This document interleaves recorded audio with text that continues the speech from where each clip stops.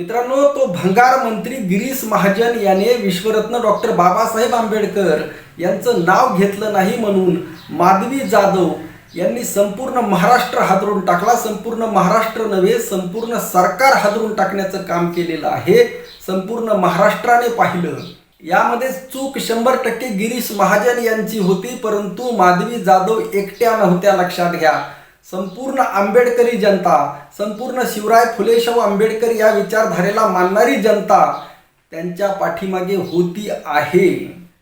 आणि मित्रांनो, दुसरी घटना खास करून मला मराठ्यांना सांगायचं आहे, खास करून मराठा समाजाला सांगायचं आहे.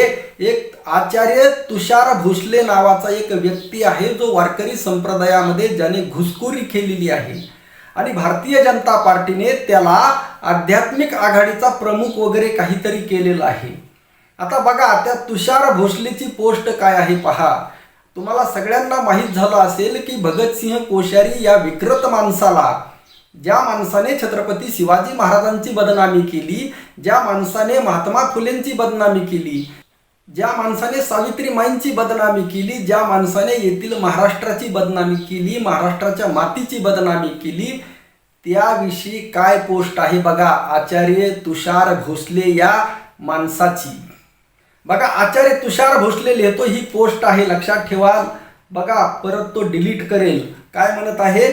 महाराष्ट्राचे माजी राज्यपाल आणि एक कर्तृत्ववान, निस्वार्थी, सार्वजनिक जीवन जगणारे आदरणीय भगतसिंह कोश्यारीजी यांना पद्मभूषण पुरस्कार जाहीर झाल्याबद्दल हार्दिक अभिनंदन. ही गौरवशाली घोषणा त्यांच्या दीर्घ सार्वजनिक कार्याची योग्य दाद आहे. आता दीर्घ सार्वजनिक कार्य कोणाचं, लक्षात घ्या. या भगतसिंह कोश्यारीचं नेमकं काय आहे की RSSची चड्डी घालणं, फुल पॅन्ट घालणं, RSSच्या विचारांचं जे विषारी विचार आहे, ते विषमतावादी विचार आहेत, छत्रपती शिवाजी महाराजांची बदनामी करणारे विचार आहेत, महात्मा फुलेंची बदनामी करणारे विचार आहेत. हे दीर्घ सार्वजनिक काम भगतसिंह कोश्यारी यांनी केल्याबद्दल त्याला पद्मभूषण पुरस्कार देण्यात आलेला आहे. आणि याचा सन्मान कोण करत आहे? जो स्वतःला आचार्य म्हणत आहे, जो स्वतः ज्याने वारकरी संप्रदायामध्ये घुसखोरी केलेली आहे, तो तुषार भोसले त्या भगतसिंह कोश्यारीचं समर्थन करत आहे. आणि आमचा वारकरी संप्रदाय झोपलेला आहे. ज्या जगद्गुरु श्री संत तुकाराम महाराजांच्या नावावर हजारो लाखो कीर्तनकार, प्रवचनकार पोट भरण्याचं काम करतात, लक्षात घ्या. ते तोंडातून एक ब्र शब्द सुद्धा काढणार नाहीत. या लोकांना मी बघतो, आता वेगवेगळ्या कीर्तनकार आता फेसबुकचा वापर करत आहेत, सोशल मीडियाचा वापर करत आहेत. कीर्तनातल्या आपल्या छोट्याशा क्लिप, मी कसं छत्रपती शिवाजी महाराजांचा हा प्रसंग सांगितला, अफजल खानाचा प्रसंग सांगितला, याचा प्रसंग सांगितला, छोट्याला क्लिप व्हायरल करायच्या. मग मी शिवचरित्रकार आहे, शिवचरित्र कीर्तनातून सांगतो. अरे पण त्याच्या जीवावर पोट भरायचं, छत्रपती शिवाजी महाराजांच्या नावावर पोट भरायचं, तुकाराम महाराजांच्या नावावर पोट भरायचं. परंतु ज्या वेळेस छत्रपती शिवाजी महाराजांची बदनामी होते, त्यावेळेस तोंडातून जर ब्र शब्द निघत नसेल, या महाराष्ट्रामध्ये बाबासाहेब आंबेडकर यांचं भाषणामध्ये नाव घेतलं नाही म्हणून लक्षात घ्या. काय त्या माता माऊलीने जो अकांड तांडव केला, लक्षात ठेवा. आणि आज येथील मराठ्यांना काही वाटत नाही, पोट भरू कीर्तनकारांना काही वाटत नाही. अरे छत्रपती शिवाजी महाराज आणि वारकरी संप्रदाय यांना वेगळं करता येत नाही. आणि स्वतः जगद्गुरु श्री संत तुकाराम महाराजांनी छत्रपती शिवाजी महाराजांना मार्गदर्शन केलेलं आहे. स्वराज्य निर्मितीमध्ये छत्रपती शिवाजी महाराजांचं जे स्वराज्य निर्माण झालेलं आहे, त्याच्या पाठीमागे वारकरी संप्रदायाची भूमिका फार मोठी आहे. जगद्गुरु श्री संत तुकाराम महाराजांचं योगदान फार मोठं आहे. आणि त्याच महाराष्ट्राच्या भूमीमध्ये, ज्या महाराष्ट्राच्या भूमीपासून प्रेरणा संपूर्ण देश घेतो, संपूर्ण जग घेतं, त्याच महाराष्ट्राच्या भूमीमध्ये छत्रपती शिवाजी महाराजांची बदनामी होते. आणि भगतसिंह कोश्यारी, लक्षात घ्या, भगतसिंह कोश्यारीचं मी बारीक निरीक्षण त्याच वेळेस केलं होतं, त्यावेळेस सुद्धा त्याचा निषेध केलेला आहे. त्याचं बारीक निरीक्षण केल्यावर लक्षात आलं की भगतसिंह कोश्यारी हा तर शिवप्रेमी आहे. म्हणजे लक्षात घ्या, हा उत्तराखंड वगैरे इथला आहे आणि हे सगळे लोक शिवप्रेमी आहेत. नरेंद्र मोदी सुद्धा शिवप्रेमी आहेत, लक्षात घ्या. परंतु काय होते, यांचं मूळ कुठं आहे? RSS मध्ये आहे. यांना जो चुकीचा इतिहास जो सांगितला जातो, यांच्या डोक्यात जे भरवलं जातं, यांच्या डोक्यामध्ये जे सॉफ्टवेअर भरवलं जातं, हे RSS कडून भरवलं जातं.